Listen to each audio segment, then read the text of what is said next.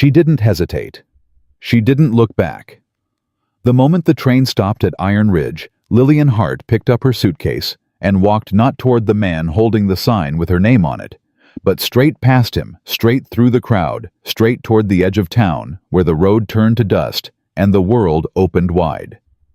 Behind her, a voice called her name. She kept walking. A hand grabbed her arm. She yanked it free. "I'm not going with you," she said. "Not today. Not ever." That was the moment everything changed. If this story already has you holding your breath, you're exactly where you belong. Subscribe to this channel, hit that notification bell, and drop a comment below telling me what city you're watching from. I want to see how far this story travels. Now settle in, because what happens next in Iron Ridge will stay with you long after it's over. The man with the sign didn't let go right away. His name was Gerald Pruitt, and he was 43 years old, thick through the chest with a mustache that sat on his lip like something he'd grown to look important. He had paid good money for Lillian Hart. He had the paperwork to prove it. And he was not the kind of man who accepted surprises. "Miss Hart." His grip tightened on her arm. "You will stop walking right now." Lillian stopped. Not because he told her to. Because she wanted to look at him when she said it. She turned slowly, and her eyes were steadier than anything else about her in that moment, because her heart was hammering so hard she could feel it in her teeth. She was 24 years old. She had traveled 11 days on 4 different trains to get here. She had not eaten a full meal since Missouri, and she had made her decision somewhere outside of Abilene, watching the land turn flat and enormous and free and thinking, "I will not do this." "Let go of my arm," she said quietly. "You signed a contract. I signed nothing." She pulled again, and this time he released her, not out of decency, but because people were starting to look. "The contract was signed by my uncle, who had no legal right to sign anything on my behalf, and who I have not spoken to in 3 years. Gerald Pruitt's face went red from the collar up. "That is not how this works," he said. "Then tell me how it works." She kept her voice low and even. "Tell me exactly how a man who has never met me owns my future. I'm listening." He opened his mouth. He closed it. Around them, the platform crowd had gone quiet in that particular way crowds do when something real is happening. Not theater, not spectacle, but the kind of confrontation that makes strangers feel suddenly aware of their own heartbeats. "You will regret this," Gerald said finally. His voice had dropped to something colder now, something that was meant to land like a warning. "You have no money, no family here, no place to sleep tonight. You think freedom looks like that?" He gestured at the empty road stretching out beyond the depot. "That's not freedom, Miss Hart. That's nothing." Lillian picked up her suitcase. "Nothing," she said, "is exactly what I came here to start with." And she walked. She made it 23 steps before her legs started shaking. She counted them. 23 steps from Gerald Pruitt, from the train, from the life that had been packaged and addressed and shipped like something that didn't breathe. She kept her chin up and her pace steady because she knew he was still watching, and she would not give him the satisfaction of seeing her falter. But her hands were trembling around the handle of her suitcase.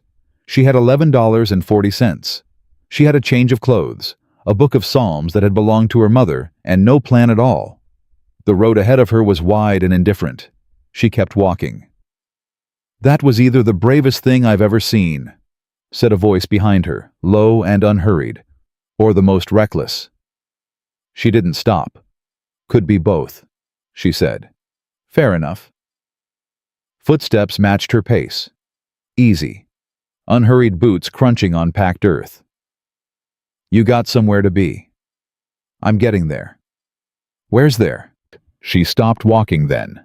Not because the question surprised her, but because she didn't have an answer, and somehow that man's voice had made the lack of one feel real in a way it hadn't fully felt before. She turned. He was leaning against the post of a feed store, arms crossed, watching her with the kind of attention that wasn't rude, but wasn't polite either. Just honest. He was tall, built spare, and hard, the kind of man who looked like he'd been made by the land rather than born into it. Hat pulled low. A jaw that hadn't seen a razor in a few days. Eyes that were... She noticed this before she meant to the gray-green color of the sky just before weather comes. "Colt Mercer," he said. He didn't tip his hat, didn't extend a hand. Just said his name like it was something she could take or leave. "Lillian Hart." "I know." He nodded back toward the platform. Saw the sign. She felt the heat rise in her face. "Then you know I'm not his." He said it simply. "Yeah, I got that part." She looked at him for a moment, trying to decide if he was mocking her or not. He didn't seem to be. He seemed to be doing exactly what his face suggested, watching her, thinking, making no assumptions. "You said I was walking away from the wrong life," she said. "Back there, that was you." He nodded. "What does that mean?" "Means what it sounds like." He straightened from the post unhurried. "Wrong life, wrong direction. Doesn't mean you shouldn't walk.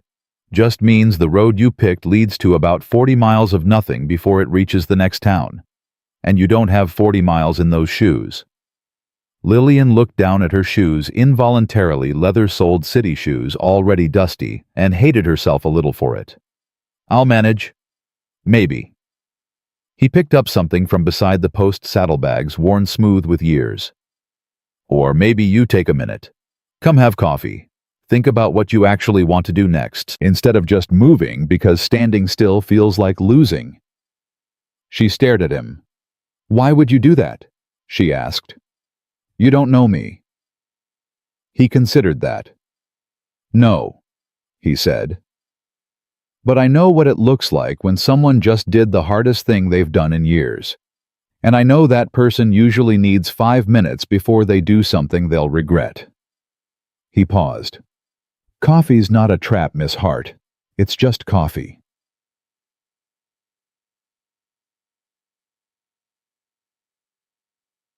She went for the coffee. She told herself it was practical.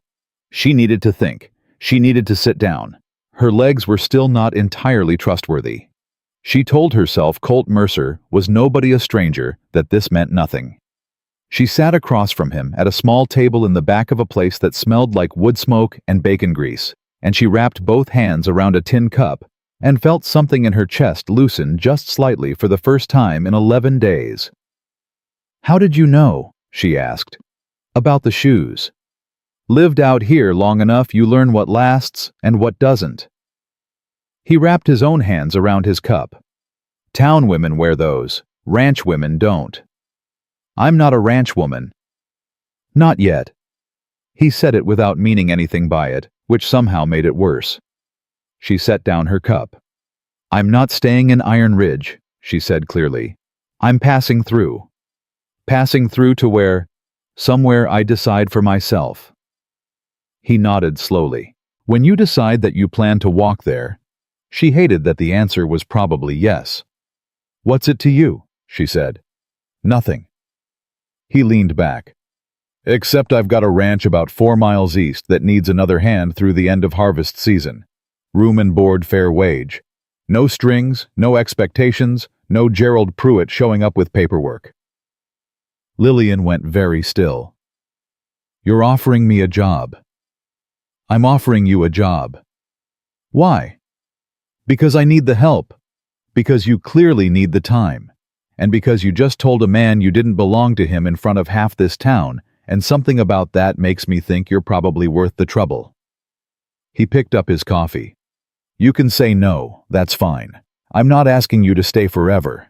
I'm asking you to stay until you've got somewhere better to go." She looked at him for a long time.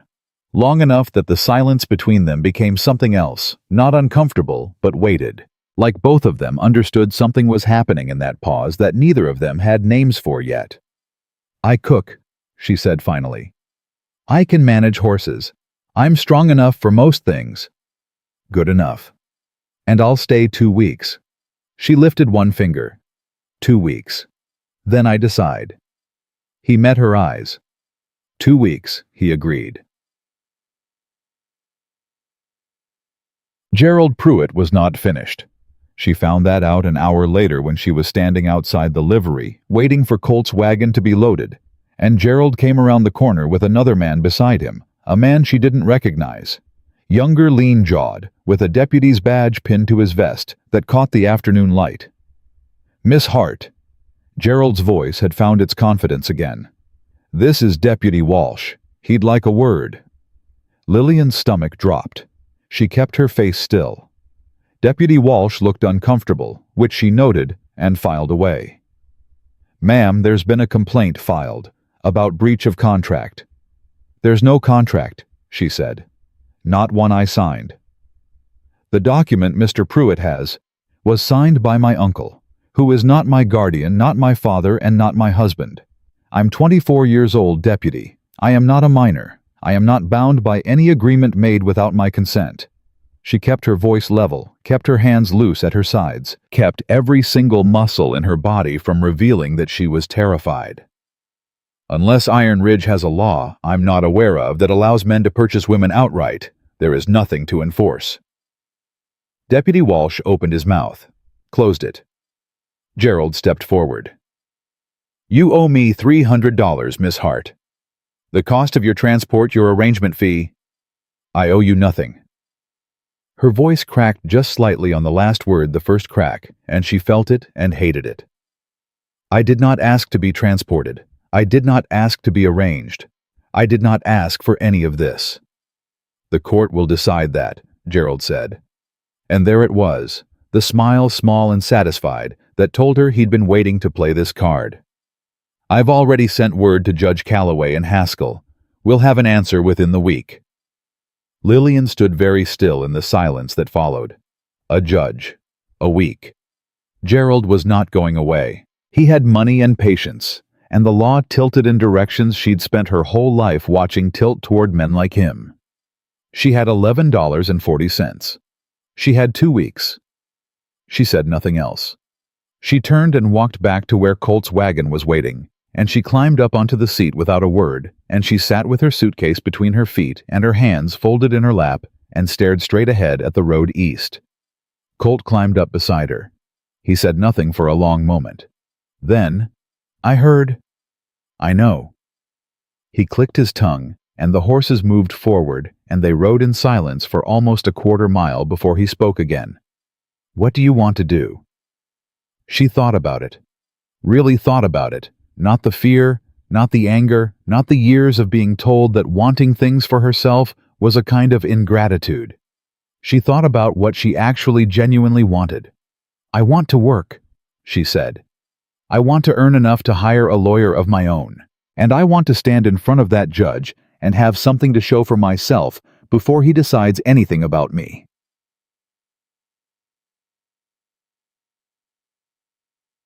Another silence. "Okay," Colt said. "Just that. Just okay. No argument, no reassurance, no long speech about how he'd handle it.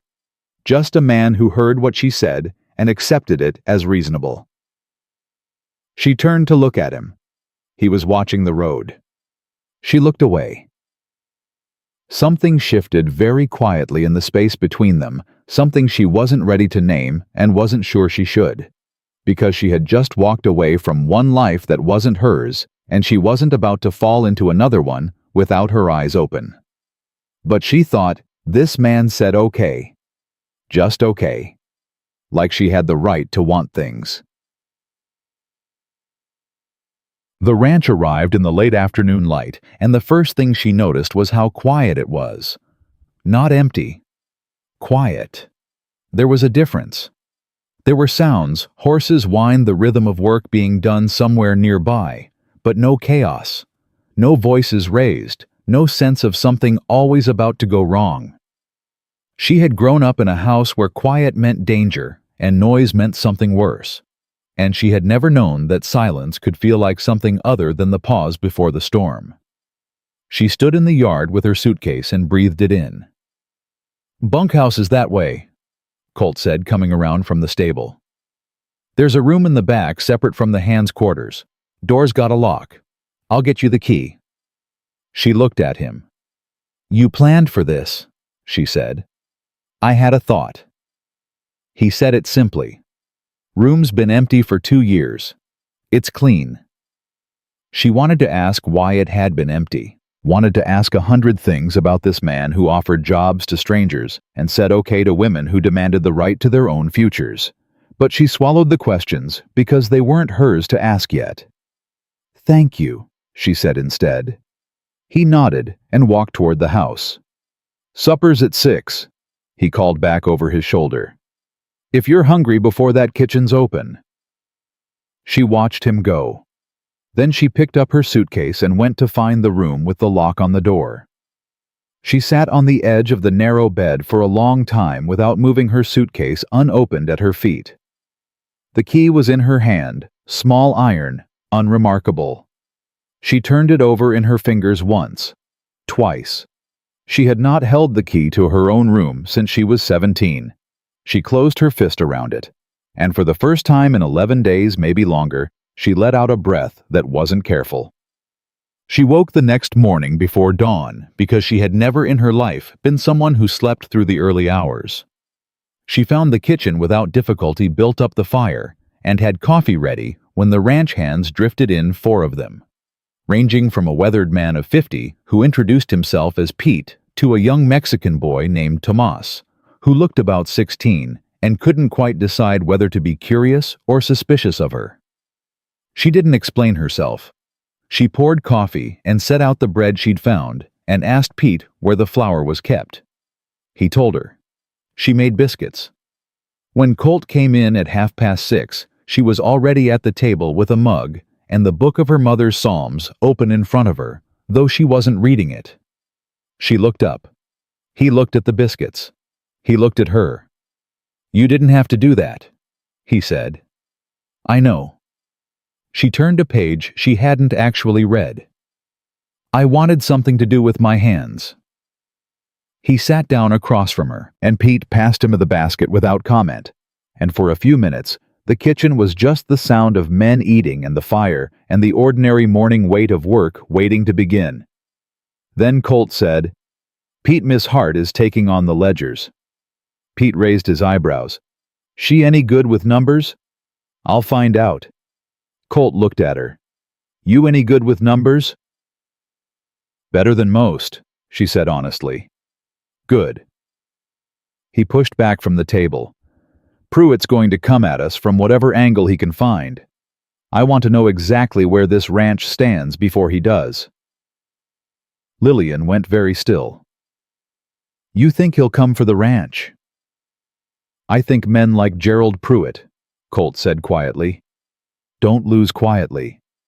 They find whatever pressure point is available, and they lean on it until something breaks. He picked up his hat from the hook. I'd rather know what's breakable before he gets the chance. He walked out. She sat for a moment with the sound of the door closing behind him. Then she closed her mother's Psalms.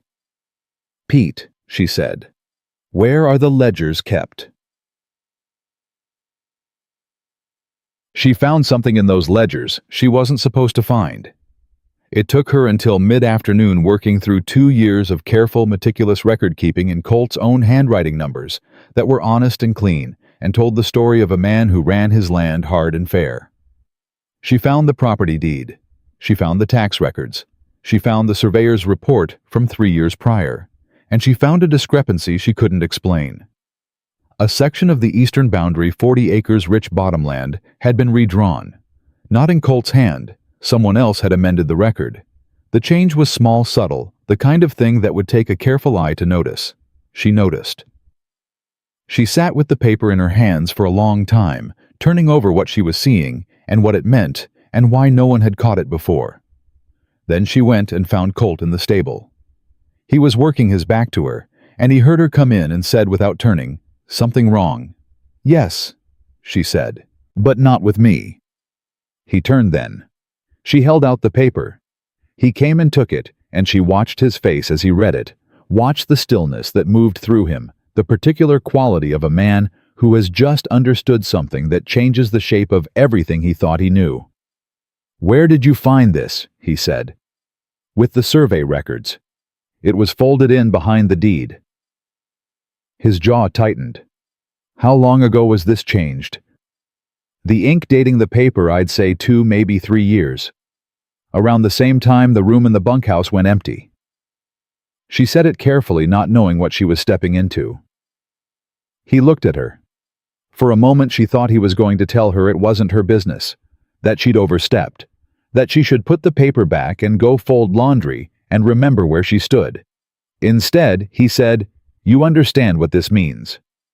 "It means someone has been claiming your land," she said, quietly, legally, and probably with the same judge who's about to decide my case. The silence that followed lasted long enough for the implication to fully land for both of them. Gerald Pruitt had not come to Iron Ridge for Lillian Hart. He had come for Colt Mercer's land. And Lillian Hart, the runaway mail-order bride, the woman with $11.40, had just become the only person who could prove it. Colt folded the paper slowly. "Miss Hart," he said. "Lillian," she said before she could stop herself. He looked at her for a long moment. "Lillian." His voice was low, steady, and something underneath it had shifted into something she couldn't quite name. "You just made yourself very valuable to a very dangerous man." She held his gaze. "I know," she said. "You could walk away from this. I know that too." He waited. She squared her shoulders. "I'm not walking away from anything else," she said. "Not anymore." And in the long, weighted quiet that followed with the paper folded in his hand and the weight of everything they'd both just stepped into, pressing down around them, something passed between Colt Mercer and Lillian Hart that neither of them had planned for, and neither of them was ready to name. But it was there. And it wasn't going away. Colt didn't sleep that night. Lillian knew because she didn't sleep either, and the light under the door of his study stayed burning until past 2 in the morning, and she could hear the occasional scrape of a chair, the quiet sound of papers being moved. A man working through something that wouldn't let him rest. She lay on her narrow bed, with her hands folded on her chest, and stared at the ceiling and thought about 40 acres of bottomland, and a judge in Haskell, and the particular expression on Gerald Pruitt's face when he had told her the court would decide. He had been too calm when he said it. That was what she kept coming back to. Not angry, not frustrated calm. The calm of a man who already knew the answer before the question was asked. She got up at 4:30 and went to the kitchen. She was at the stove when Colt appeared in the doorway 20 minutes later, still dressed from the night before, the folded survey paper in his hand. He looked at her. She looked at him. Neither of them said anything about the hour. "Tell me what you saw," he said. "All of it." She poured him coffee. She sat across from him, and she told him not the summary version, not the careful version, but all of it. Everything she'd tracked through the ledgers from the first page to the last. The way the numbers told a story.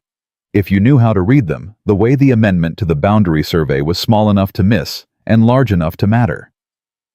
He listened without interrupting. That was something she was already learning about him. He listened the way some men looked at the land, like he was willing to take the time to understand what it was actually telling him, instead of just seeing what he expected to see. When she finished, he was quiet for a moment. "The man who changed that survey," he said. "You think he was working for Pruitt?" "I think the timing fits," she said. 3 years ago is when Pruitt started acquiring land east of here. The bottom land on your eastern boundary is the only section that sits between his holdings and the water source. Without it, his pasture dries out in summer. She watched his face. With it, he controls the only reliable water for 20 miles. Colt turned his coffee cup in his hands once. Twice. "The man who left," he said. "The man whose room you're sleeping in." He said it slowly, like something that had been sitting wrong in him for a long time was finally aligning with the rest of the picture. "His name was Roy Aldis. He was my foreman for 6 years. He quit without notice the same week that survey was filed." Lillian said nothing. She let the silence do what it needed to do.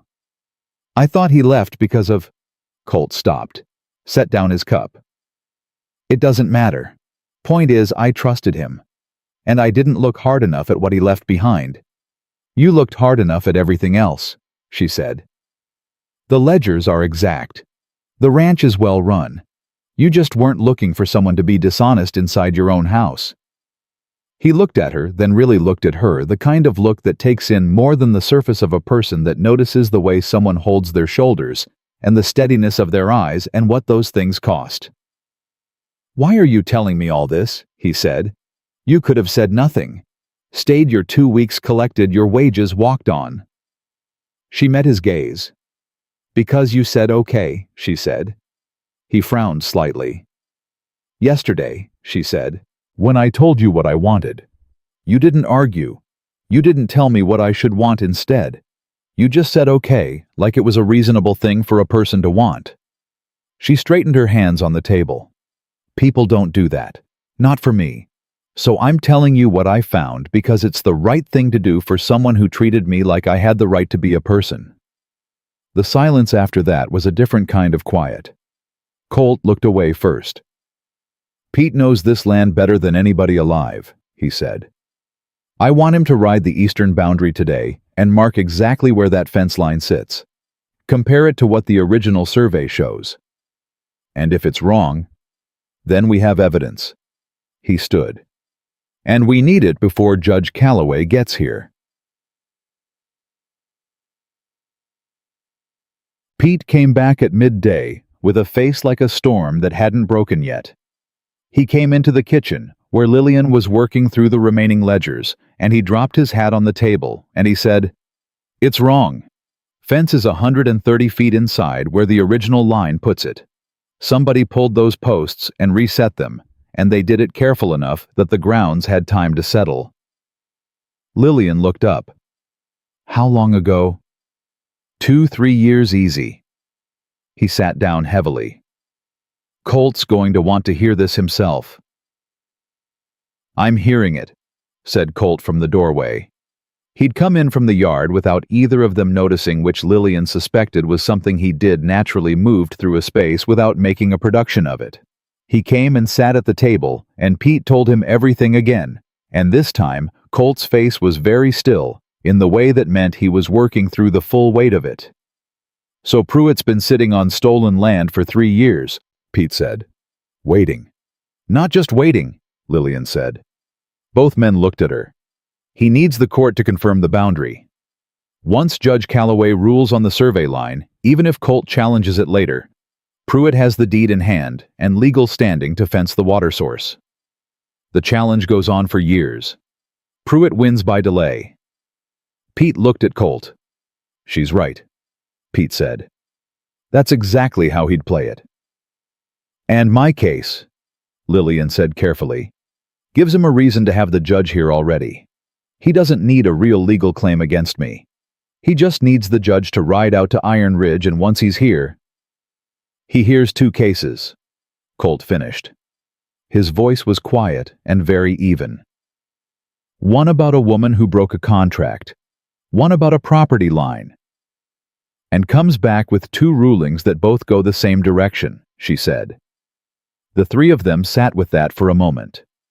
How long before the judge gets here? Pete asked. Pruitt said within the week, Lillian said. Pete looked at Colt. We've got maybe 5 days. Colt stood. Then we need a lawyer. The nearest lawyer was a man named Edward Bear, who kept an office in the back of the Iron Ridge Land Registry, and was known, according to Pete, to be honest, in the way that mattered, meaning he wouldn't change his opinion based on who was paying him, which made him either principled or poor, depending on the year. Colt rode in that afternoon. Lillian went with him because the case was partially hers, and she wasn't about to sit at the ranch and wait for men to decide things on her behalf. She said so plainly.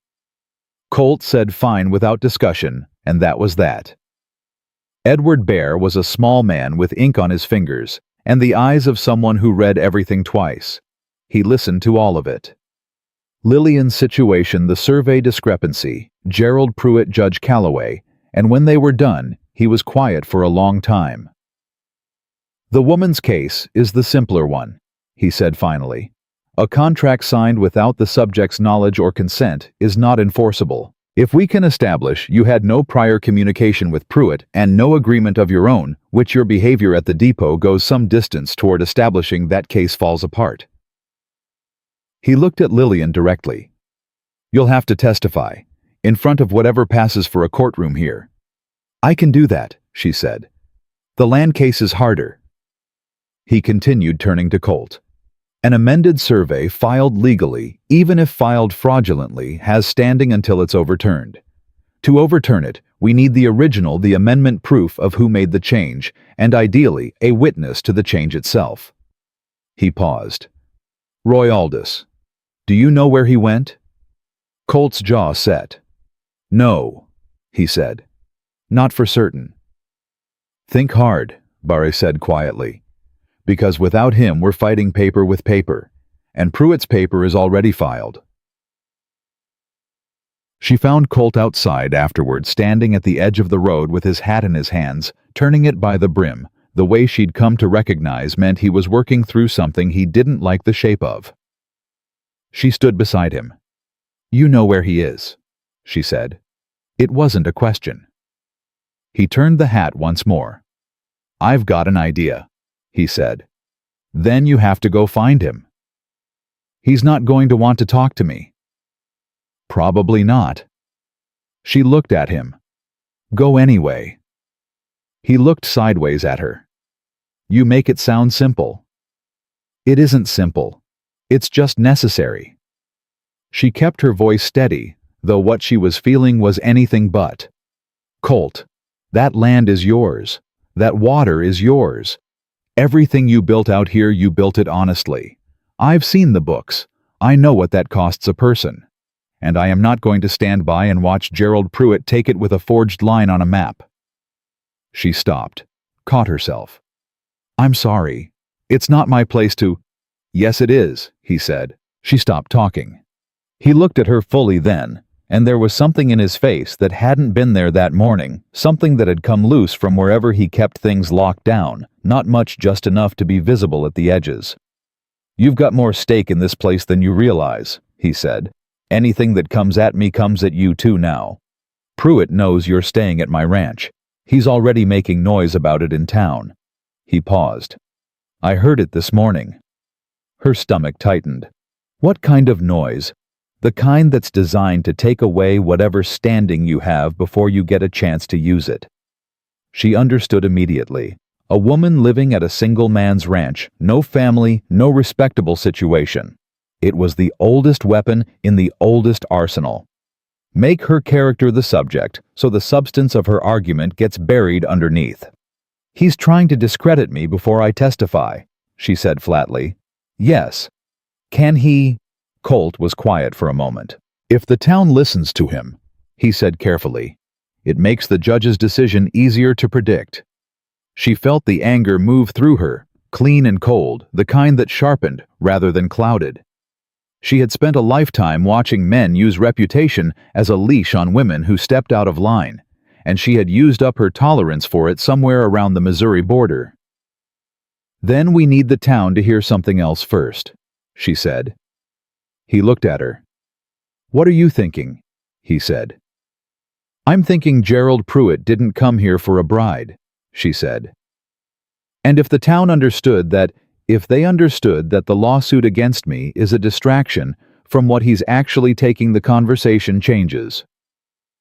The silence stretched out between them. "That's a risk," Colt said. "You show the cards too early. Pruitt adjusts." "He's already adjusted," she said. "He started adjusting the minute I walked away at the depot and ended up at your ranch instead of on the road to nowhere. He knows we know something. The question is whether we move first or wait for him to corner us." Colt looked at her for a long time. "You've done this before," he said. "Thought through a situation from all the angles."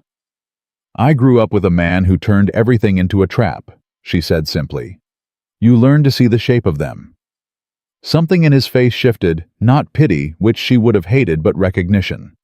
The kind that comes from someone who has their own version of that history and knows what it costs to carry it quietly. "Tomorrow morning," he said. "I'll ride out to find Aldous. Pete knows 2 places he might have gone." "And today," she said, "today you come with me." She blinked. "Where?" "To talk to Margaret Hollis," he said. "She runs the dressmakers on Main Street, and she's been in Iron Ridge longer than anyone alive, and she has never once been afraid of Gerald Pruitt." He put his hat back on. "If you want the town to hear something, you start with the person they actually listen to."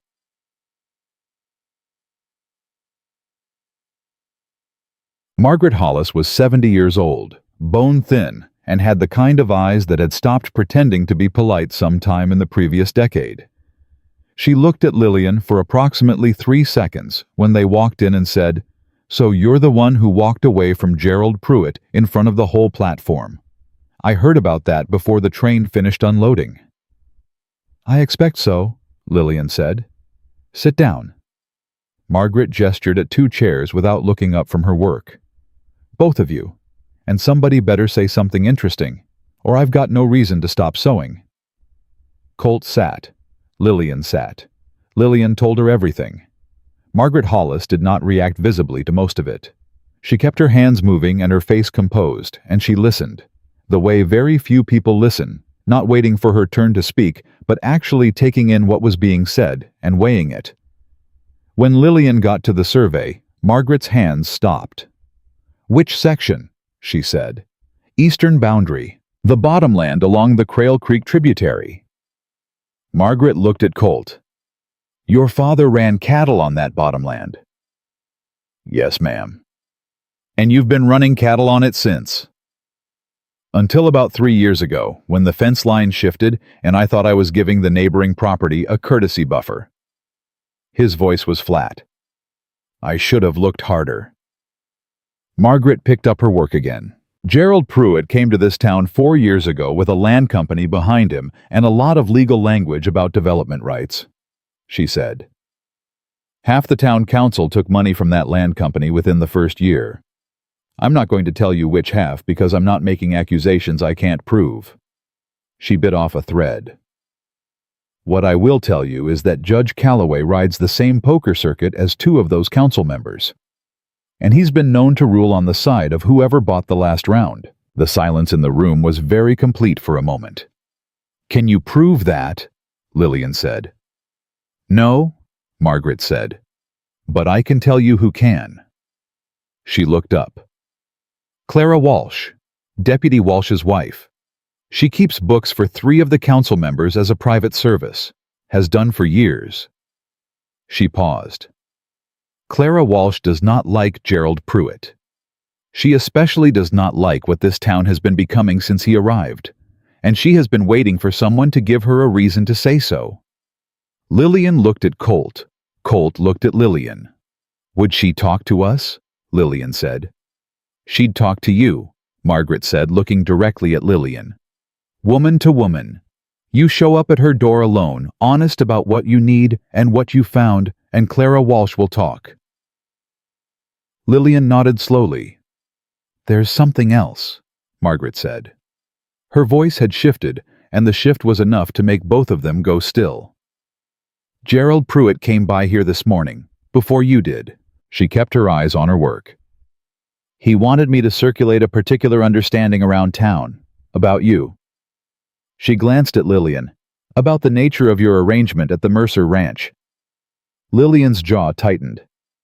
"I told him," Margaret continued, "that I circulate what I choose to circulate, and what I choose to circulate is generally the truth. And then I asked him to leave my shop." She looked up and met Lillian's eyes directly. He was not happy about that. "Thank you," Lillian said quietly. "Don't thank me. I've been waiting for a reason to be inconvenient to that man since 1879. Margaret Hollis looked back at her work. "Come back and tell me what Clara says. And Mercer find Aldous, whatever it costs." Colt stood hat in hand. "Yes, ma'am," he said.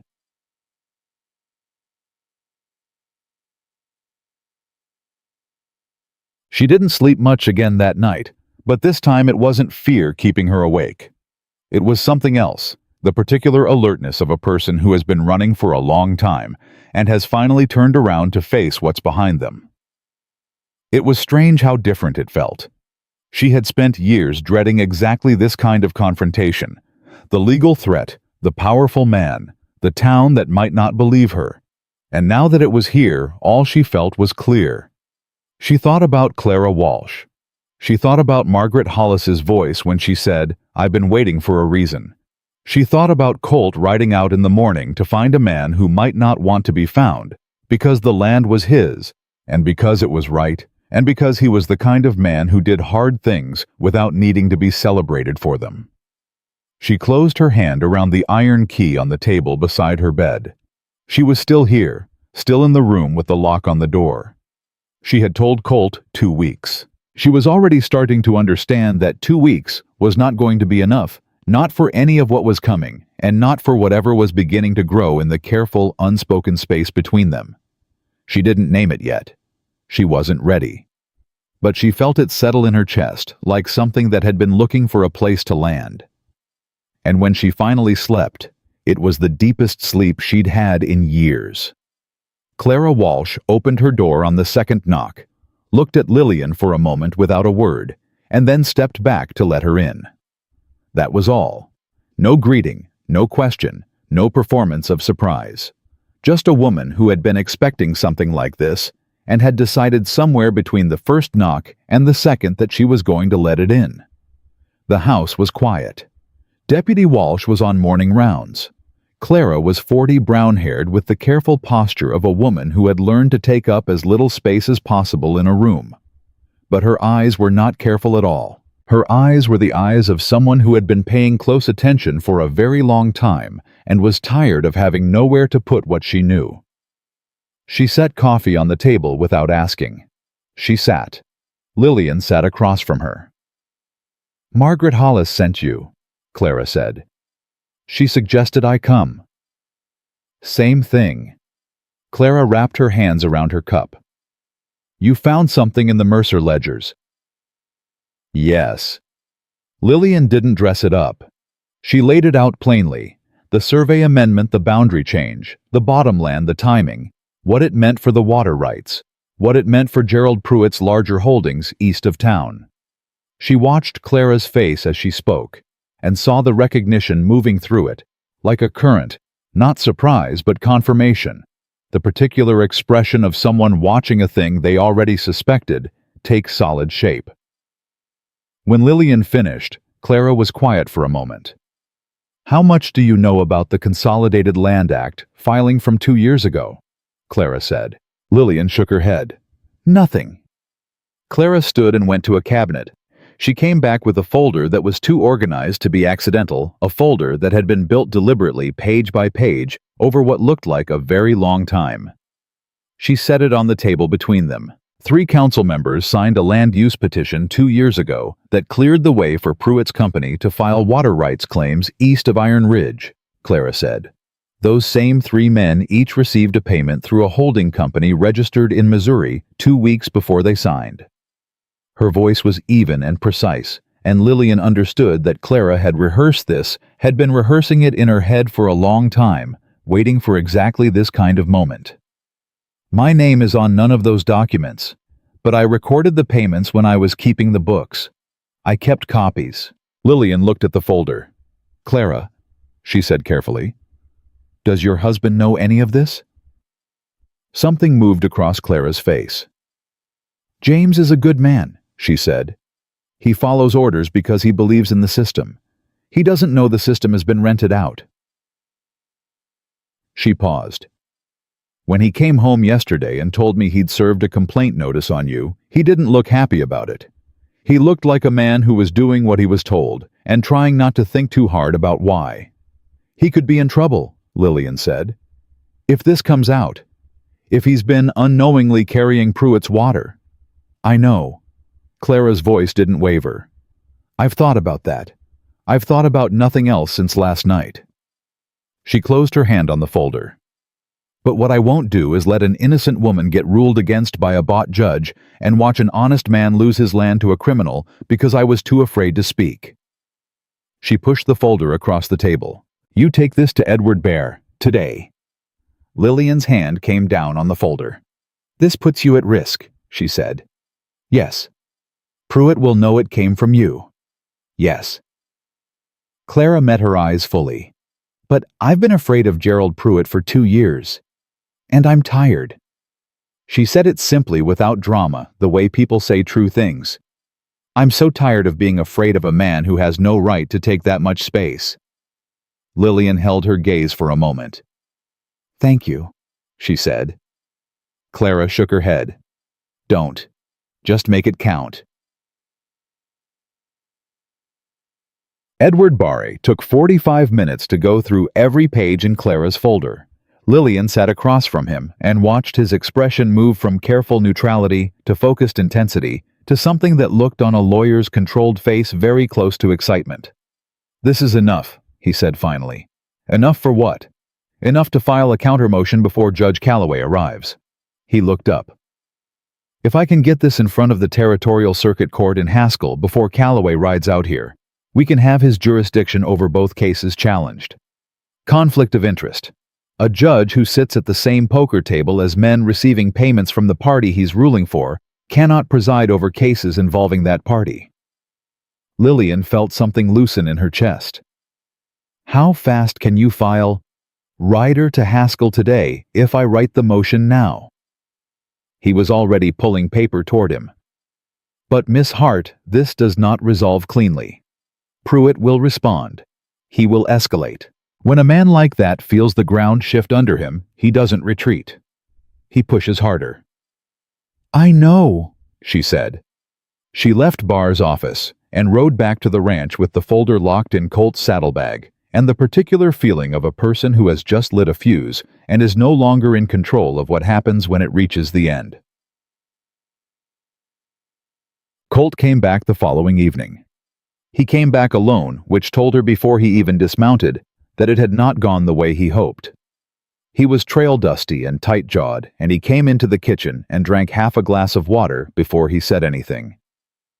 "Aldous is gone," he said. Both places Pete suggested gone. Neighbors at the second one said he left in a hurry about 3 weeks ago. Took what he could carry. Lillian set down the pan she was holding. 3 weeks ago, she said.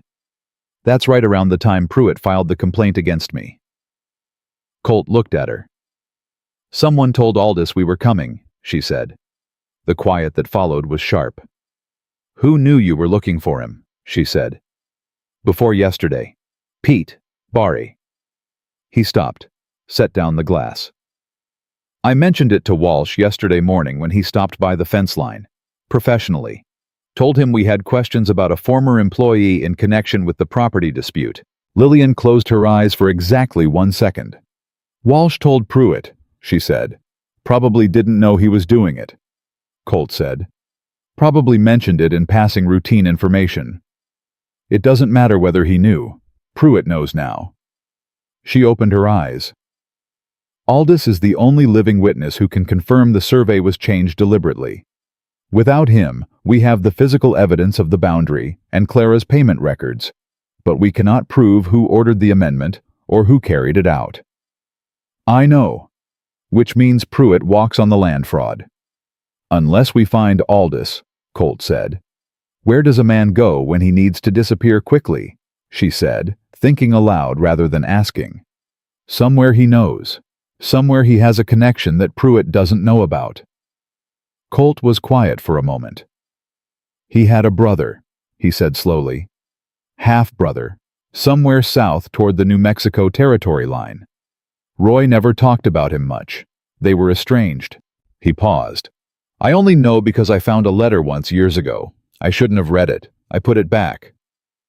Do you remember a town? He thought. Mesilla, he said. Or somewhere near it. Lillian looked at him steadily. Someone has to go, she said. I can't leave the ranch right now. If Pruitt decides to move on the land while I'm gone, then Pete holds it. She kept her voice level. Pete knows what to do. Barre is filing the motion. Clara's testimony is documented. She paused. I'll go. Colt stared at her. Absolutely not, he said.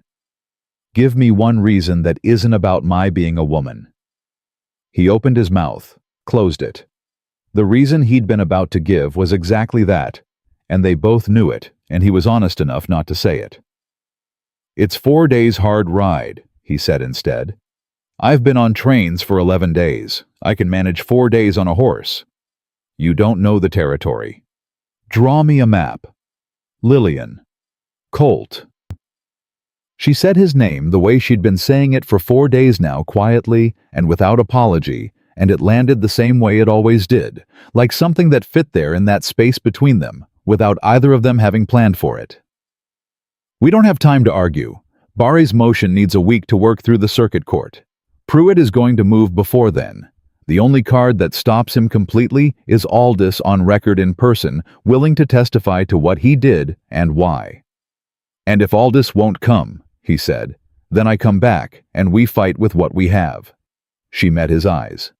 But I'm not going to sit here and wait for that man to take everything you built because we didn't try hard enough. The silence stretched between them. Something in Colt's face worked through an argument he didn't say aloud. She could almost see it, the part of him that wanted to protect her, and the part that had already learned in 4 short days that Lillian Hart did not need protecting so much as she needed trusting. Take Tomas, he said finally. He knows the Southern Territory, and he can keep his mouth shut. She nodded. You leave at first light, he said. He turned toward the door, and she thought that was the end of it, that he would go, and she would plan, and they would both get through the night on practicalities alone.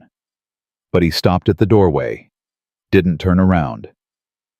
Be careful, he said. Not a command, not a warning, just 2 words that carried more weight than either of them acknowledged.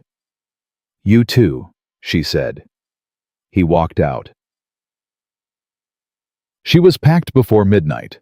Tomas was ready at the stable before she was, which told her he'd been expecting the request and had already made his decision about it.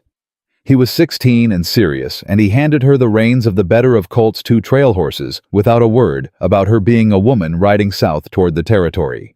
She liked him immediately for that. They rode out in the gray pre-dawn, and the land opened up around them, and Lillian kept her mind on what was ahead, and tried not to think about what she was leaving behind. She thought about it anyway. Chud. Back in Iron Ridge, Gerald Pruitt made his move on the 3rd morning. Colt heard about it from Pete, who heard it from the boy who delivered feed to the livery, who had overheard 2 men talking outside the land registry office. Pruitt had filed an emergency injunction. He was claiming that the Mercer property's eastern boundary had been operating under the corrected survey for 3 years with no challenge, and that under territorial law, unchallenged occupation of a recorded boundary line established legal standing. Colt took the news to Barre the same hour. Barre's face was tight when he heard it. He's not wrong about the occupation rule, Barre said. 3 years of unchallenged standing does create a legal presumption. It doesn't override proof of fraud, but it gives the injunction teeth in the short term. Which means, Colt said, which means he can file for an immediate fence order. Have your access to the eastern bottomland cut off within days legally, while the case is pending. Barre looked at him directly, which dries out your summer pasture and cuts your herd capacity by 1/3. Colt was quiet. He's not trying to win the land case yet, Barre said. He's trying to break you financially before the case is heard, make it too expensive to keep fighting. How do we stop the injunction? We challenge it with the fraud evidence Clara's documents the physical boundary survey. I can slow it down. Barre paused. But Colt, I have to be honest with you. Without Aldous on record, I can slow it down, not stop it. The fraud evidence is strong, but it's circumstantial without a witness to the act. A good opposing lawyer argues alternative explanations for each piece. And Pruitt has a good lawyer. He has 3 good lawyers, Barre said. Yes. Colt put his hat on. Buy me time, he said. "I'll do what I can. That's all I'm asking." He walked out and stood in the road for a moment, and he thought about Lillian riding south with Tomas through country that did not forgive mistakes. And he thought about 4 days being a very long time when things were moving this fast. He thought about her voice that morning in the kitchen when she'd said, "I'm not going to sit here and wait for that man to take everything you built, because we didn't try hard enough." He had not said what he wanted to say in return, which was that no one had ever fought for something of his before. Not like that. Not without being asked, not without an angle, not with that particular clean honesty that Lillian Hart seemed to have been born with, or maybe had forged somewhere hard along the way. He went back to the ranch. He worked. He waited. Lillian found Roy Aldous on the afternoon of the third day. He was not in Mesilla. He was in a settlement 9 miles outside it, the kind of place that doesn't have a proper name. Just a general store, and a handful of structures, and people who are there because they need to be where people aren't looking. Tomas had known a family in the area, and the family had known a man who matched the description, and the man was Roy Aldous, older looking than Colt's description had prepared her for, thin, through the face, with the eyes of someone who had been living with something heavy for 3 years. He looked at her from his doorway and said, "You're from Iron Ridge." "Yes," she said. "Mercer sent you." "I came on my own," she said. It was the truth. He started to close the door. "Wait," she said. Not loud, just clear. "I know what you did. I know why you did it, or I can guess. Pruitt threatened something or paid enough that it seemed like a solution, and then it became the thing you had to live with." She kept her eyes on him. "I'm not here to condemn you. I'm here because an innocent man is about to lose his land, and a corrupt judge is about to rule against a woman who did nothing wrong. And you are the only person alive who can stop both of those things from happening." Aldous looked at her for a long time. "If I come back," he said, "Pruitt is going to be dealt with," she said. "Not by hoping, not by waiting. By evidence in front of a court that has already been alerted to his corruption. Your testimony is the last piece." She stepped forward. "Roy, Colt Mercer gave you 6 years of honest work and trusted you with his land. You know what kind of man he is. You know this isn't right." Something broke in Aldous' face then, not dramatically, not all at once, but the way ice breaks in spring from the inside out. "He'll hate me," Aldous said quietly. "Maybe," Lillian said, "but he'll have his land." The silence was very long. Then Roy Aldous looked past her at Tomas, waiting with the horses, and then back at her, and he said, "Give me an hour to pack." Lillian breathed. "Take 2?" she said.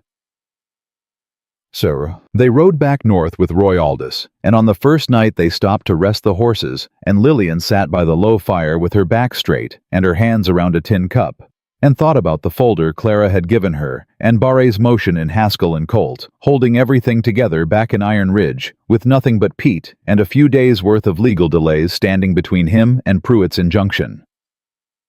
She thought about Colt saying "be careful" in the doorway of the kitchen, and the particular weight that 2 ordinary words could carry when the person saying them meant more than they were ready to say.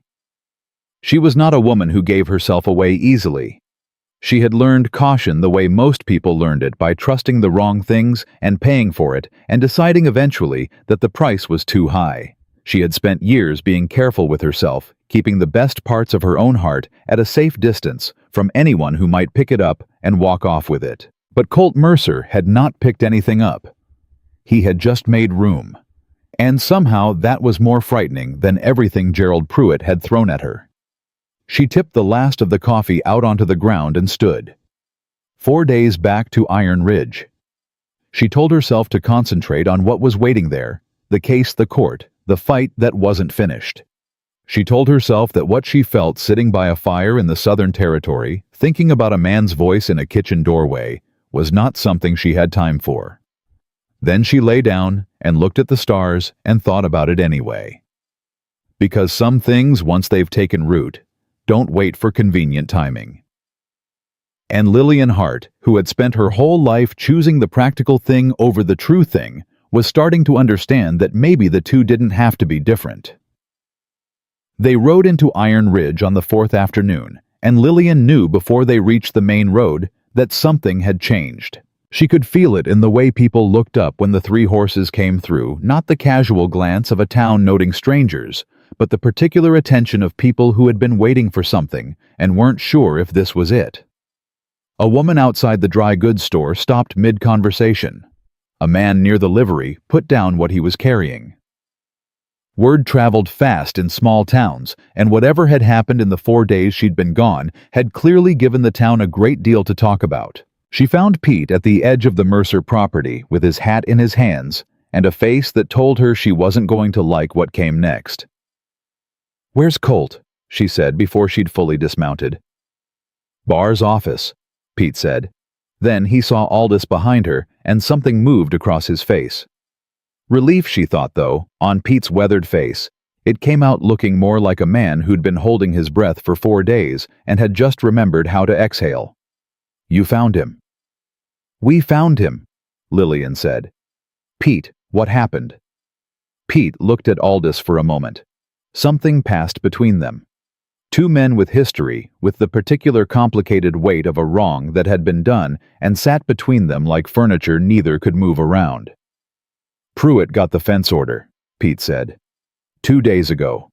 Judge Calloway rode in a day early. Nobody knew he was coming, not even Bara. He signed off on the injunction the same afternoon he arrived. He paused. "They've got posts in the ground on the eastern line. They'll have wire by tomorrow morning." Lillian's jaw set hard. "Bari," she said. "Filed every challenge he had. Got a temporary stay on the wire, just the wire, not the posts. Buys maybe 1 more day before Calloway overrules it." Pete's voice was flat and tired. "He's been trying to reach the circuit court in Haskell, but the telegraph line to Haskell has been down since yesterday." The silence that followed had a specific weight. "The telegraph line just happened to go down," Lillian said. "Snapped clean at the junction post," Pete said. 6 miles out of town. Lineman says it was cut." She was already moving. Colt was standing at Bar's window with his back to the room when she walked in, and he turned at the sound of the door and the look on his face when he saw her just for a moment, just a flash before it settled back into the controlled expression he wore. Like armor was the look of a man who had been more worried than he was admitting. Then he saw Aldous come in behind her, and the armor cracked completely. The two men looked at each other across the room. Roy Aldous was the first to speak. "Colt," he said. His voice was rough and low. "I'm sorry. I've been sorry for 3 years, and I didn't have the guts to do anything about it until now." Colt was very still. "Why?" he said. Just that. Not angry, not cold. Just a man who genuinely needed to understand. "He had something on me," Aldous said. "From before. Something that would have put me in a territorial prison." He held Colt's gaze without flinching, and Lillian respected him for that. He said, "Change the survey line and file it clean, and he'd make the other thing disappear. I told myself it was just a line on paper, that you'd never notice." He stopped. "I noticed, every day since." Colt looked at him for a long time. "Tell Barre everything," he said finally. "Every detail, every conversation, every name." He turned back to the window. "We can do the rest of this later." Aldous sat down across from Barre, and Barre had his pen out before the man had finished pulling his chair in. Lillian moved to stand beside Colt at the window. "The telegraph line," she said quietly. "I know. Pruitt cut it to stop Barre from reaching the circuit court." "I know that too. So we need another way to get word to Haskell." She kept her voice low. "If the circuit court doesn't receive Barr's appeal before Calloway rules on the land case tomorrow—" "Calloway rules for Pruitt," Colt said. "And then it's a filed judgment we're fighting instead of a pending injunction. Takes months instead of days. Months I don't have the herd needs that bottomland for summer water." He paused. "Pruitt knows that. He's timed this exactly right. How far is Haskell by fast horse? 7 hours, maybe 6 if you push. Someone has to ride tonight, she said. I was going to go myself, he said. You can't. She turned to face him fully. Colt, if you leave Iron Ridge before tomorrow's hearing, Calloway rules by default. You have to be here. Barr needs you here. She kept her eyes on him. Who else can ride that distance in the dark? He looked at her. Not you, he said. Not again. I wasn't going to suggest me, she said. Tomas. He considered it for exactly 3 seconds. He's 16, he said. He rode 9 miles through unfamiliar territory to find Aldous without complaint and without wrong turns, she said. He's capable. Colt called across the room. Tomas. The boy looked up from where he'd been sitting quietly against the wall, trail dusty, saying nothing, waiting. How fast can you ride to Haskell? Colt said. Tomas thought about it seriously, which was the right response. 5.5 hours, he said. If I take the bay. The bay is yours tonight, Colt said. Barry will give you a letter. You ride to the circuit courthouse and you put it in the hands of the clerk personally. No one else. You understand? Tomas stood. Yes, sir, he said. Barre was already writing. Then Gerald Pruitt came to Barr's office an hour later. He didn't knock. He opened the door and walked in with his lawyer at his shoulder, a man named Colton Reese from Amarillo, sharp-suited and sharp-eyed, and he looked at the room with the particular satisfaction of a man who believes he has already won. Then he saw Roy Aldous. The satisfaction left his face like water leaving a broken cup. It was quick. He recovered in less than 2 seconds, which told Lillian something about how often this man had to recover quickly from unexpected reversal. But those 2 seconds were real, and everyone in the room saw them. Roy, Gerald said, in a voice that was perfectly controlled and entirely cold. I didn't expect to see you. Likewise, Aldous said. Gerald looked at his lawyer. Something passed between them, a look Lillian couldn't fully decode, but didn't need to. The lawyer's hand moved the smallest gesture, and Gerald looked back at Aldous with a different expression now. Not the exposed surprise, but something calculating, reassessing. You're making a mistake, Gerald said to Aldous quietly.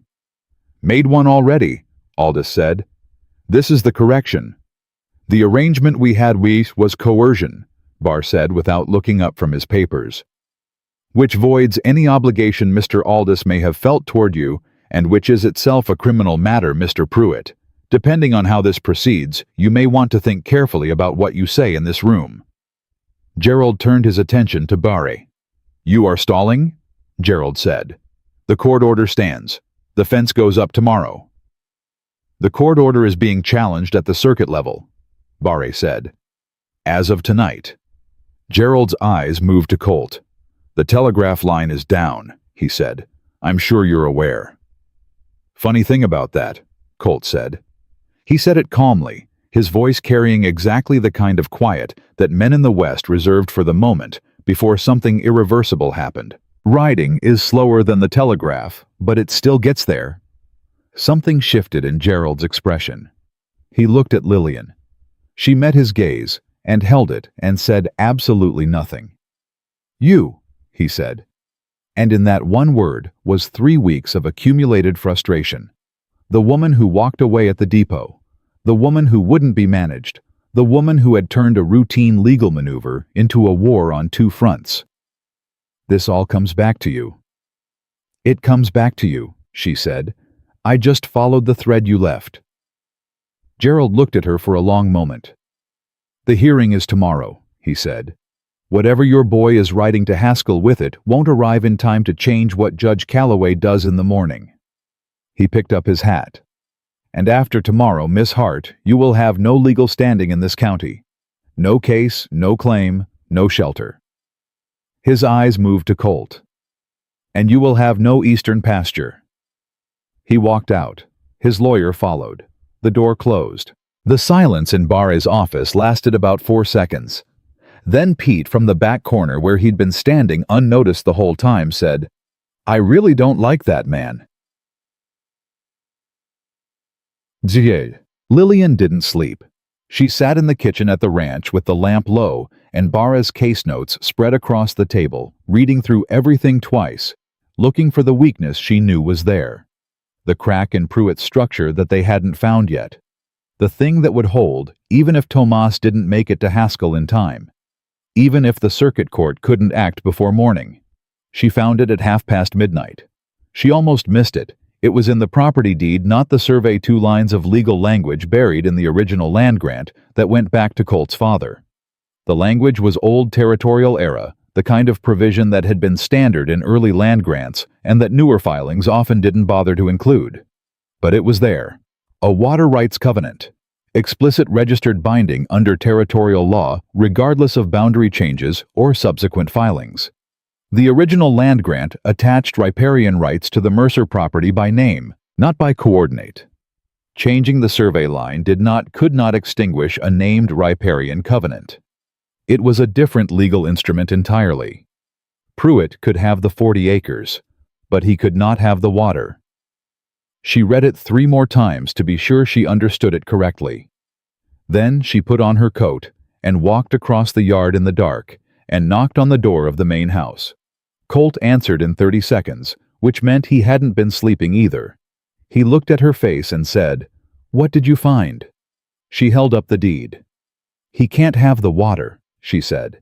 He stood back and let her in, and she spread the deed on his table and showed him the covenant language, and she watched him read it once and then again, and she watched the moment it landed, the specific moment a man understands that the thing he was about to lose is not entirely lost. He sat back. "Barre knows about this," he said. "I don't think so. It's buried deep in the original grant documents, and the newer filings reference the deed by number, not by content." She sat across from him. "Even if Callaway rules for Pruitt on the boundary line tomorrow, this covenant holds. It would take a separate legal action to challenge it, and that challenge would have to go to the territorial court, not the circuit level. Years, Colt. And in the meantime, the water stays yours." He looked at her. "You've been up all night reading property law," he said. "I've been up all night looking for something that works," she said. "This works." He was quiet for a moment. Then he said, "Lillian, why are you doing this?" She knew what he meant. Not the practical version. Not why are you helping with the case, but the real version. The one underneath. Why are you still here? Why did you ride 4 days south? Why did you stay up all night with a lamp and a land deed when you could have taken your wages and walked? She looked at the deed on the table. "Because it's right," she said. "That's not all of it," he said. The lamp between them was low, and the house was very quiet, and there was no one else anywhere near, and the truth was right there at the surface, the way it gets sometimes when it's late and you're tired, and your defenses have been worn down by 4 days of hard riding and a midnight breakthrough and a man who just keeps looking at you like you're something he can't quite believe is real. "No," she admitted. "It's not all of it." He reached across the table. His hand came down over hers, not grabbing, not claiming, just covering, warm and still and asking nothing. "I don't know how to do this," he said quietly. "I haven't. It's been a long time since I let myself—" He stopped, started again. "I don't have the right words for it." "You don't need words," she said. "You've never needed words. You said okay." His hand tightened slightly over hers. She didn't pull away. They stayed like that for a while in the quiet, with the deed on the table between them, and the case waiting for morning, and everything uncertain beyond the small circle of lamplight, and somehow in all of that uncertainty, this one thing felt entirely solid. Judge Callaway called the hearing at 9 in the morning. He was a broad man in his 60s with a red face and the air of someone who considered his time valuable and other people's time negotiable. He set up in the large room at the back of the Iron Ridge Courthouse, which was also used as a meeting hall and occasionally a church, which lent proceedings an unintentional solemnity, and he looked out at the room with the expression of a man who had already decided, and was performing the formality of process. Lillian saw it immediately. Colt saw it too. She could tell by the way his jaw set when they walked in. Gerald Pruitt was already there, his 3 lawyers arranged around him like fortifications. He did not look at Lillian when she came in. He looked at the judge. That look familiar, comfortable, the look between 2 men who have sat at the same table and understand each other, settled in Lillian's chest like a stone. Roy Aldis came in behind them and sat beside Barra, and that was when Gerald finally looked up, and the look he exchanged with Aldis was long and very cold. His lead lawyer leaned in and whispered something. Gerald shook his head slightly. Barr laid out the case in careful order. He presented Clara's payment records. He presented the physical survey evidence Pete had documented. He presented Aldis's signed statement, and when he placed it on the table before the judge, Calloway's face did not change, which told Lillian everything about how prepared he'd been told to be. The statement of a man who admits his own criminal involvement in the alleged fraud, Calloway said, carries limited evidentiary weight. The statement is corroborated by physical evidence and independent financial records, Your Honor, Barr said.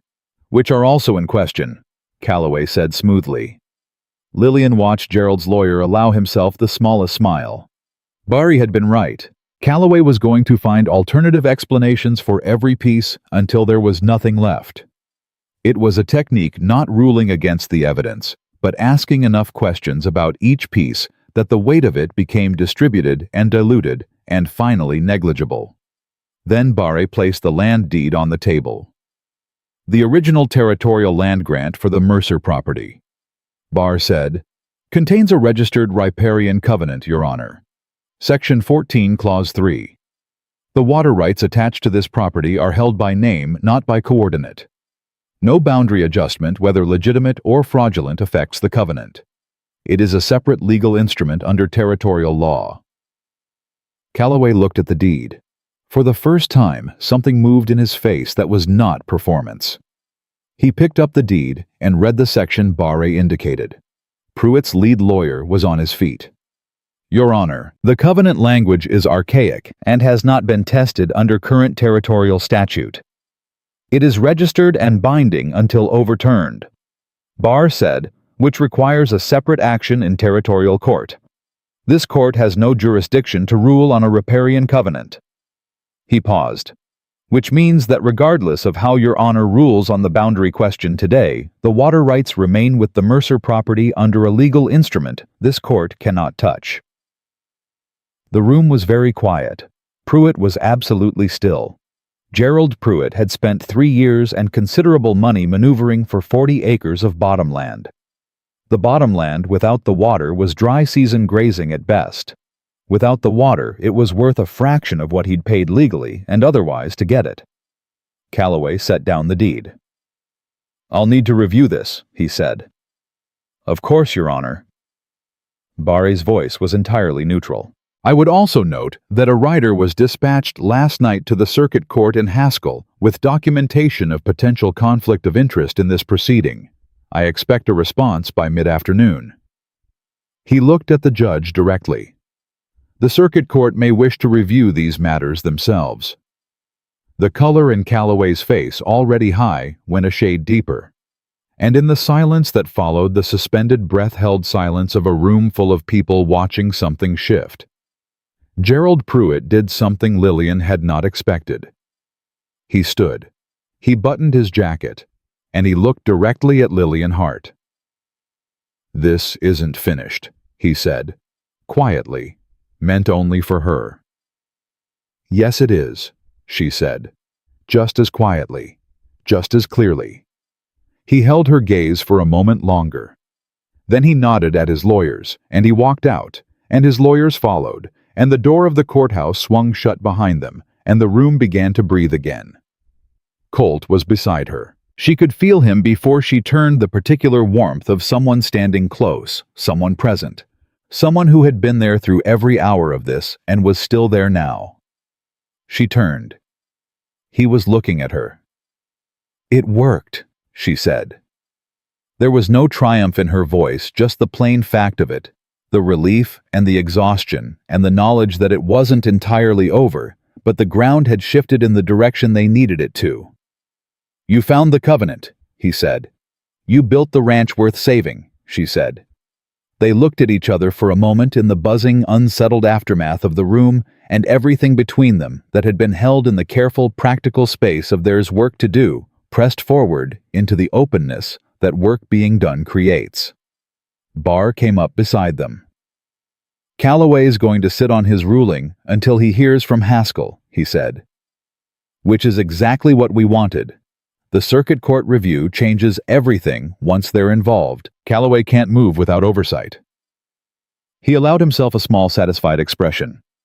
"Pruitt will try to negotiate. He's lost the water, which means the land isn't what he thought it was.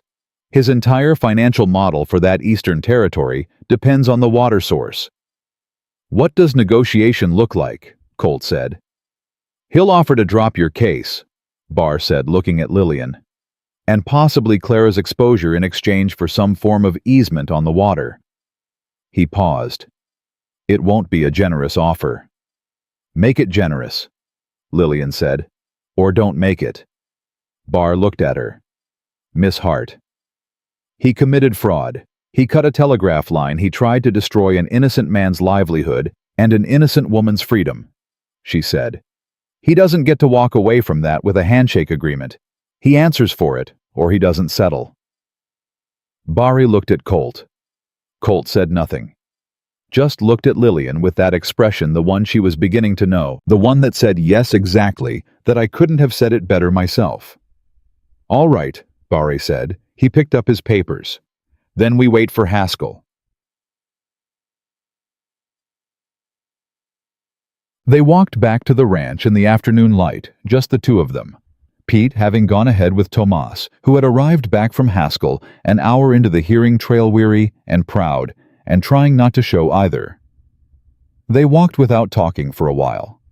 There was a particular quality to the quiet between Colt and Lillian.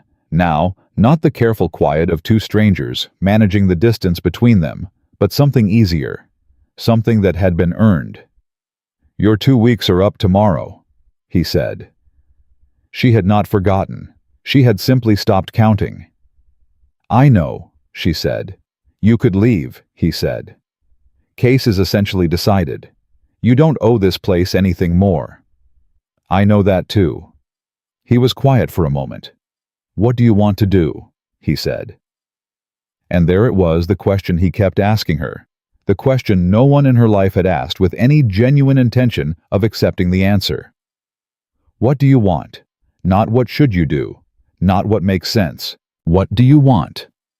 She looked at the road ahead, at the land that was his, the land she had spent 2 weeks fighting for as hard as if it were her own, because somewhere between the ledgers and the covenant and the 4 days riding south and the midnight lamp, it had started to feel that way.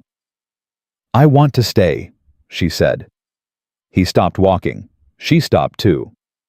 She turned to look at him, and he was looking at her with that unguarded expression that only came through when he wasn't fast enough to stop it, the one that told her everything she needed to know about what had been building in him through all the same days and nights it had been building in her.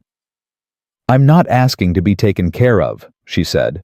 "I'm not asking to replace what the ranch needs. I'm asking to stay because this is the first place I've been in my entire life that felt like I was choosing it, and I don't want to walk away from that." He looked at her for a long time. "Then stay," he said. His voice was low and certain, nothing complicated in it, nothing conditional. "Just stay. Just yes." She breathed. And for the first time since she stepped off a train in Iron Ridge with $11.40 and a borrowed courage she wasn't entirely sure would hold, Lillian Hart felt something she recognized after a moment as being simply, entirely home. Gerald Pruitt did not leave Iron Ridge quietly. Lillian had expected negotiation. Barre had expected negotiation.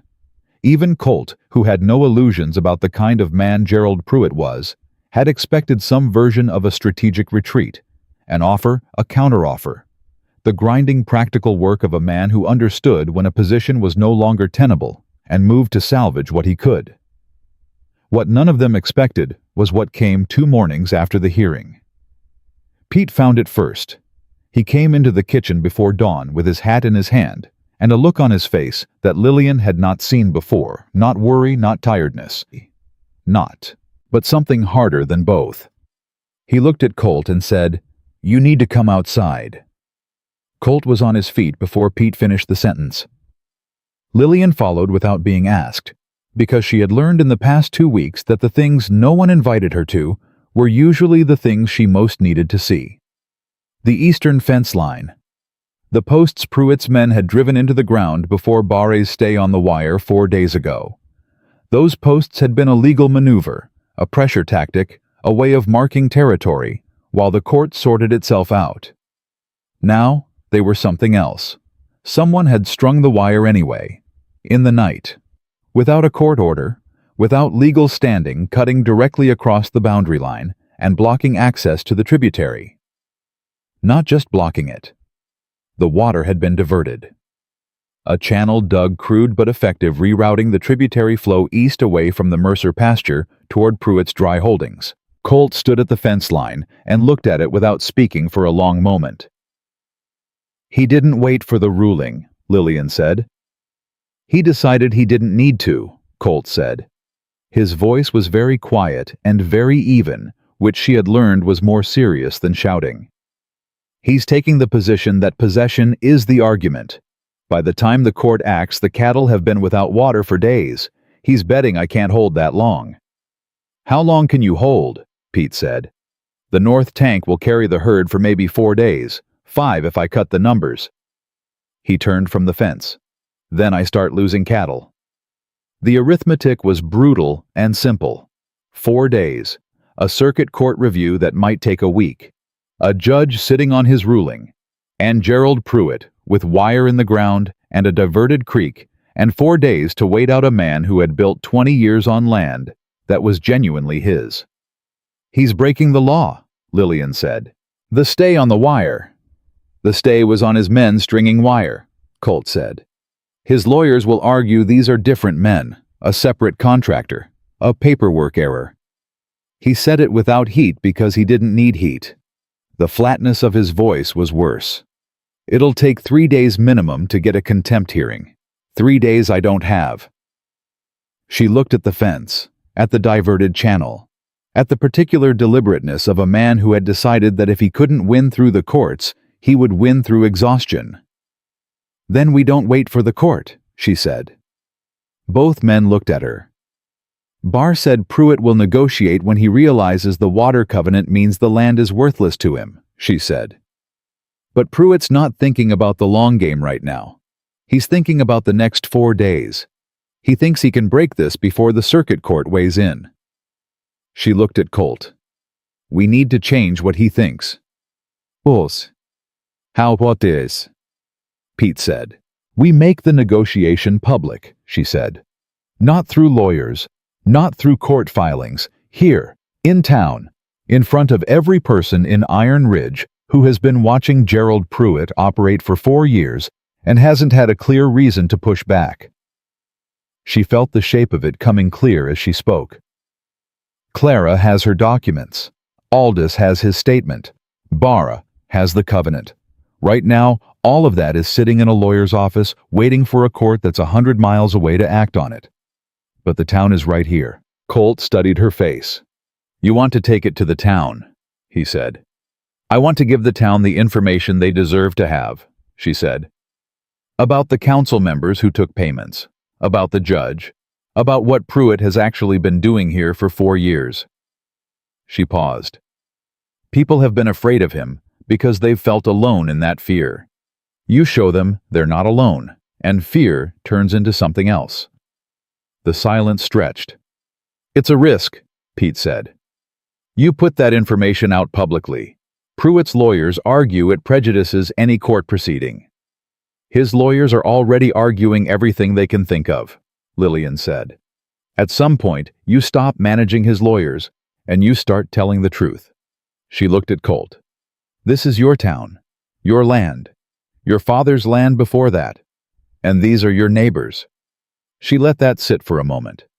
Let them decide. Colt was quiet for a long time. Then he said, "Pete, ride into town and tell Margaret Hollis we'd like to use the space behind her shop this afternoon. Tell her it's important." Pete was on his horse in 3 minutes. Margaret Hollis, when she heard what Lillian proposed, said, "Finally," in a tone that suggested she had been waiting for someone to say it for approximately 4 years. She did not offer the space behind her shop. She offered the space in front of it, which was on Main Street, which was where people actually were. She also, without being asked, sent her delivery boy to knock on 7 specific doors. People she named by name. People Lillian didn't know, but who Hollis clearly did. People she described in terse and certain terms as the ones who would stand up when it mattered. By mid-afternoon, enough of Iron Ridge had gathered that the crowd spilled off the boardwalk into the road. Lillian had not planned to speak first. She had thought Barre should lead or Colt, but Barre was still drafting an emergency filing, and Colt. She looked at him, and he looked back at her with that expression that said, "This is yours. You built this. You begin it," and so she stepped forward. She did not raise her voice. She didn't need to. The crowd went quiet. In that way, crowds go quiet when someone begins to speak, and something in the quality of the silence tells you, this is not performance. "My name is Lillian Hart," she said. "I came to Iron Ridge 2 weeks ago on a train. I was supposed to become a mail-order bride to a man named Gerald Pruitt." She watched the faces in the crowd. "I walked away at the depot because I did not consent to that arrangement. What I did not know then was that Gerald Pruitt wasn't particularly interested in a bride. He was interested in what bringing a legal case against me would get him a judge in this town already on his payroll to rule on a land dispute he had manufactured through fraud." The crowd did not erupt. It did something more interesting. It went very still. The particular stillness of people hearing something they half suspected, confirmed aloud for the first time. She laid it out. All of it. Plain language, no legal dress, no performance. The survey amendment, the boundary shift, the water rights, the council payments, the telegraph line, cut in the night. She saw faces move through recognition and anger, and the particular expression of people who feel foolish for not having seen something sooner, which is always a more motivating feeling than simple outrage. When she finished, Clara Walsh stepped forward. Deputy Walsh was in the crowd. Lillian saw him, saw the look on his face, as his wife walked to the front and stood beside Lillian, and held up the folder that she had been keeping for 2 years, with the careful patience of a woman who believed the right moment would eventually come. "These are payment records," Clara said. "Documented, verified. 3 members of the Iron Ridge Town Council received funds from Pruitt's land company prior to signing the water rights petition." She looked at her husband. "James, I'm sorry I didn't tell you. I was afraid of what it would cost." The deputy looked at his wife for a long moment. Something worked through his face, not anger, not betrayal, but the complicated expression of a man who has just had the shape of things he already suspected confirmed, and who is deciding in real time in front of his neighbors what kind of man he is going to be. He stepped forward. He stood beside his wife. That was all. He didn't speak. He just stood there next to Clara in front of the town, and the statement it made was louder than anything he could have said. The murmur that went through the crowd was low and significant. Then Roy Aldous stepped forward and read from his statement in a voice that shook slightly and held anyway.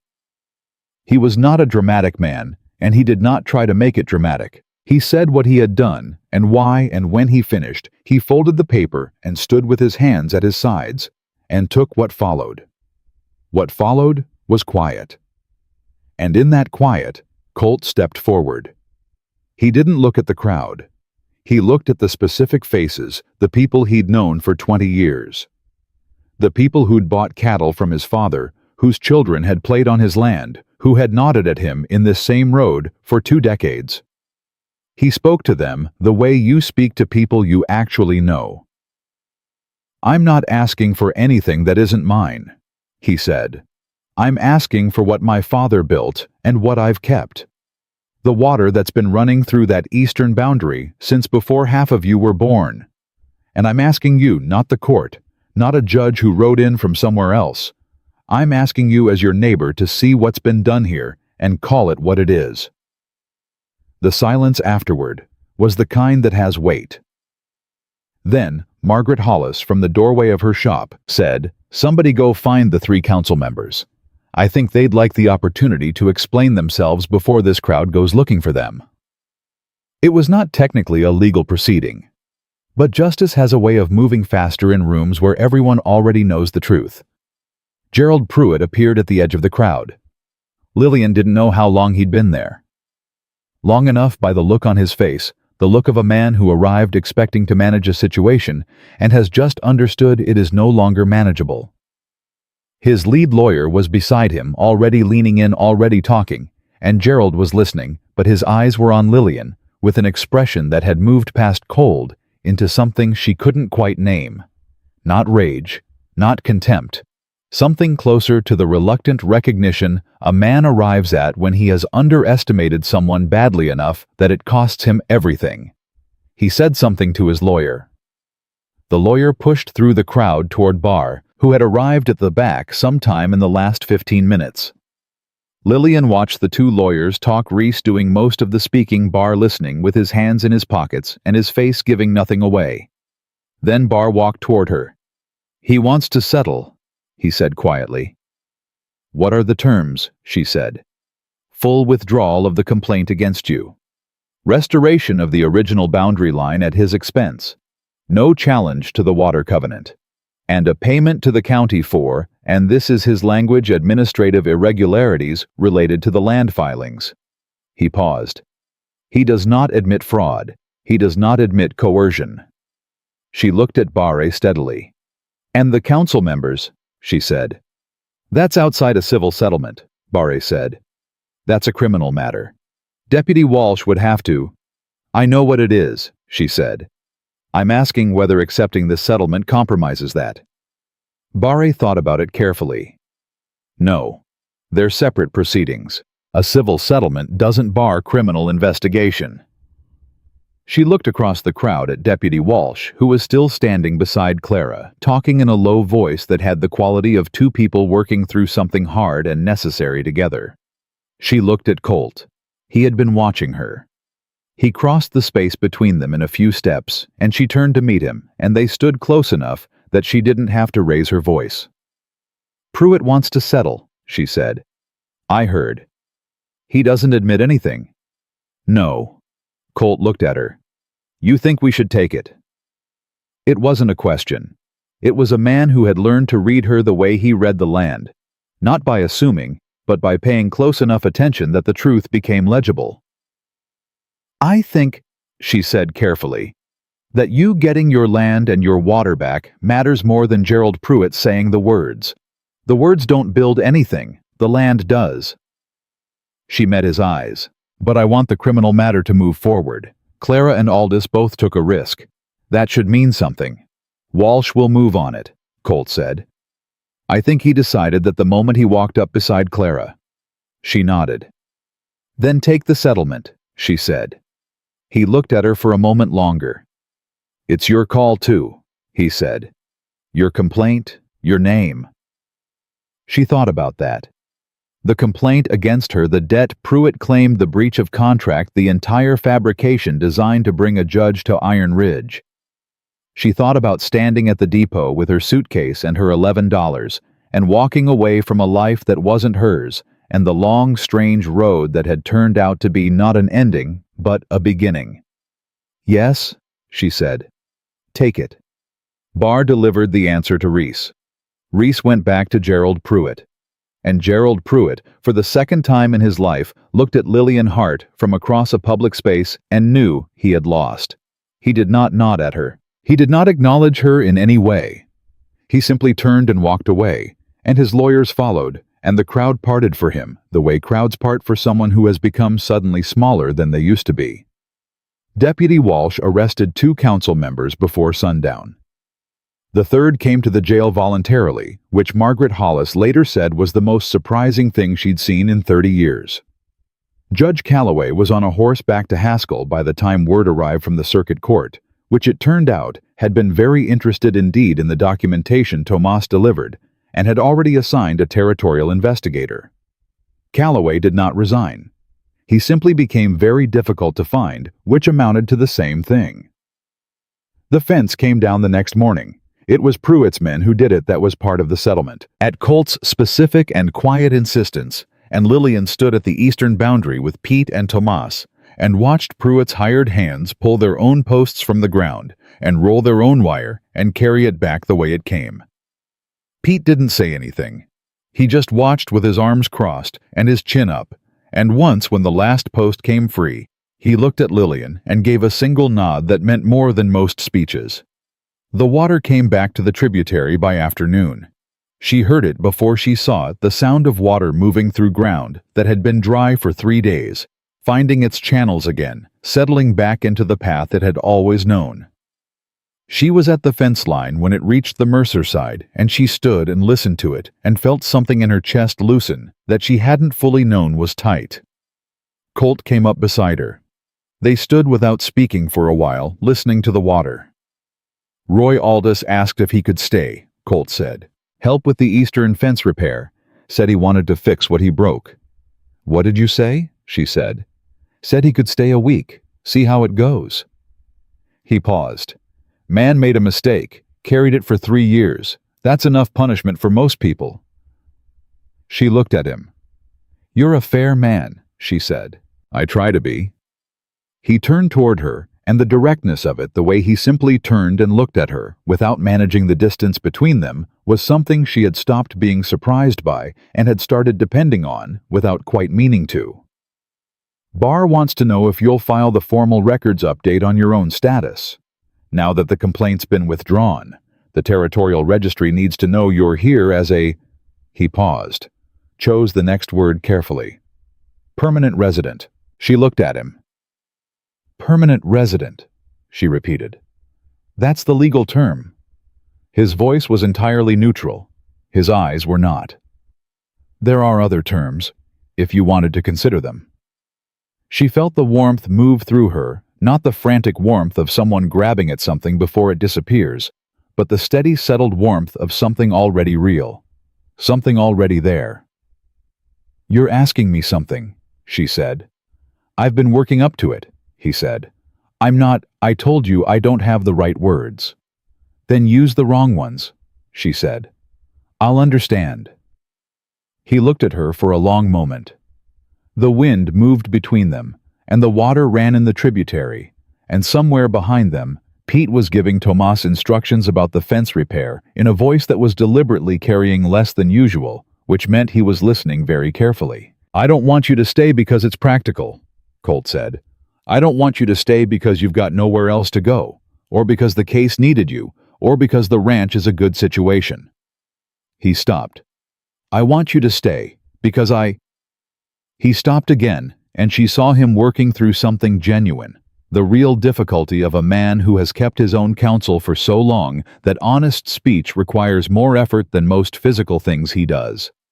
Because I haven't felt like this place belonged to me this completely since before I can remember. And that started the day you sat across the table from me and told me why you were doing it.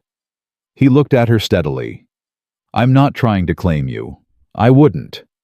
But I am asking you if you'll choose this. Choose here. Choose. He couldn't finish it. She didn't make him. Yes, she said. He blinked. That's it, he said. You said okay to me, she said. Fair's fair. Something broke open in his face then. Not the controlled expressions she'd learned to read. Not the careful management of a private man, but the real thing underneath the warmth and the relief and the particular joy of a man who has just been given something he had stopped believing was available to him. He laughed. Quiet, real, surprised by itself. She had not heard him laugh before, and it was the best thing she'd heard in years. He reached for her hand, and she gave it to him, and it was nothing like the careful, tentative gesture of the night at the kitchen table. It was the grip of two people who have already been through something hard together and know what the other one is made of. Behind them, Pete said to Tomas at normal volume, Good, About time. Tomas, who had the dignity of youth, said nothing. She registered as a permanent resident of Iron Ridge the following Monday. Barra filed the paperwork himself and looked quietly pleased about it in the way of a man who does not show emotion, but makes an exception for outcomes he considers correct. Margaret Hollis stopped her on the street and handed her a package without explanation. Inside was a length of good wool in a deep green and a note that said simply, "For someone who intends to last the winter." Clara Walsh came by the ranch with a pie and stayed for coffee, and the four of them, Lillian Colt, Clara, and James Walsh, who was working through what it meant to be a good man in a system that had not always been sat at the kitchen table and talked until the lamp burned low the way people do when they are building the beginning of something. Roy Aldous stayed longer than a week. He worked the fence line with his sleeves rolled up and his hat down and said very little, and Colt watched him for 3 days before he said, "Roy, the position's open if you want it back." Aldous looked at him. "You sure?" he said. "Not yet," Colt said. "Give me another month." It was the most honest answer he could have given, and Aldous knew it, and he nodded and went back to work. Tomas got a wage increase, which he accepted with the serious dignity of someone who knew he had earned it, but was not going to embarrass himself by making a fuss. Pete got nothing because Pete said wages were fine, and he didn't need a ceremony about it, and then went and fixed the north fence that had been needing attention for 6 months, which was Pete's version of celebrating. On a night in the 3rd week, Lillian sat at the kitchen table with the lamp at her elbow and her mother's book of Psalms closed in front of her, not reading, just sitting in the quiet of a house that had become familiar, in the particular way that matters, not familiar because you've memorized it, but familiar because it has memorized you. The way a place begins to hold the shape of your comings and goings, the way it starts to know where you put things down. Colt came in from the evening round and she heard him at the door, heard the familiar weight of his boots, the particular way he moved through a space. He came into the kitchen and saw her and didn't say anything. He went and poured himself water and leaned against the counter and looked at her with the expression that had no performance in it at all. "You're thinking," he said. "Always," she said. "Good thoughts." She considered it. "I was thinking about the depot," she said. "The day I got off the train. I had $11.40, and I didn't know a single person, and I was more frightened than I've been in my life." She looked at the closed book. "And I was thinking that I would make the same choice. Every single part of it. The walking away, the turning around when you called after me, the coffee." She paused. "All of it." He was quiet for a moment. $11.40, he said. "I still have it," she said. "I never spent it. I thought I should keep it, in case." She looked up at him. "I don't think I need it anymore." He crossed the kitchen and pulled out the chair across from her and sat down, and he reached across the table the same way he had that first night. No hurry, no performance. Just a man reaching for the hand of the woman he had chosen, and who had chosen him, back in front of nobody, in a kitchen that smelled like wood smoke, and the ordinary, extraordinary life they were building in it. "No," he said. "You don't." She took his hand. Outside Iron Ridge settled into the deep quiet of a frontier night, and the water ran clean through the eastern tributary, and the land held everything it had always held, and Lillian Hart, who had walked away from a depot with nothing but courage and the bone-deep refusal to belong to anyone who hadn't earned it. Finally, completely, and by every choice entirely, her own was exactly where she was always meant to be.